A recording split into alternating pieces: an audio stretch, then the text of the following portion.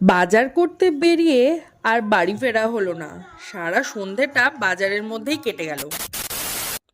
Hello everyone, this is তুলি, welcome to my another video.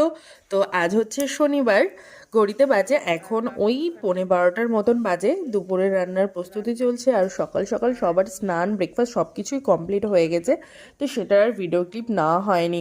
তো যেহেতু সবাই এখন দুপুরে রান্না করছে, তো ভাবলাম যে তো চলো একটুখানি ডেলি ব্লগ শেয়ার করা যাক। তো আমি এখানে বসে পড়েছি পনির কাটতে, যেহেতু শনিবার তো সম্পূর্ণ ভেজ রান্নাই হবে।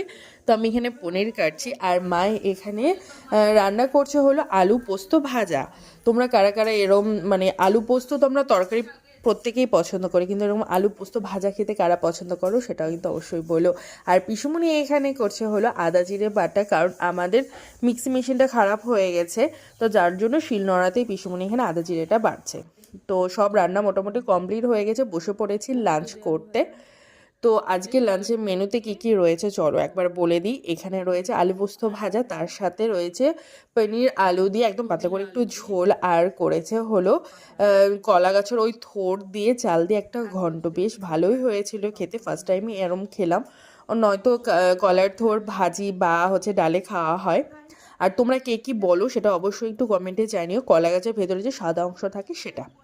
তো বিকেলে একটু বেরিয়েছিলাম সবাই মিলে। আর এই ছোট ছোট ফুলগুলো না ছোটোবেলায় খুব খেতাম, আর মানে এটার রসটা যেটা থাকে, মধুটা খেতে কিন্তু বেশ ভালো লাগে। তোমরা কারা কারা খেয়েছো বা গাছটা কারা কারা চিনলে সেটা অবশ্যই কিন্তু আমায় বলো, হ্যাঁ।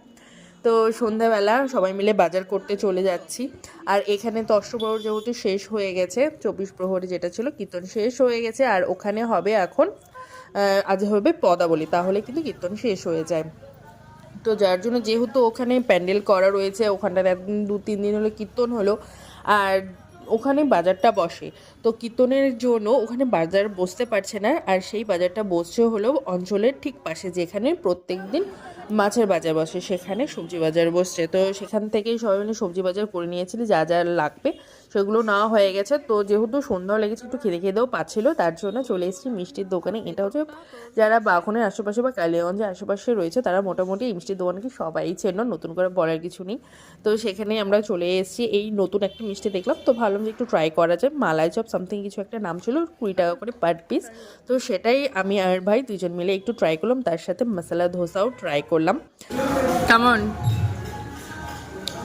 Nice and attractive. ভাইয়ের মুখেতে শুনে নিলে কেমন ওর খেতে লেগেছে, তো আমার মোটামুটি লেগেছে। তো মার পিছনে বাজার করে আর বাড়িতে যায়নি, আর কোনো কিছু খায়নি, সোজা চলে এসেছিলো এখানে পদাবলী কীর্তনে। কারণ আমাদের বাজার করতে করতে এতটাই লেট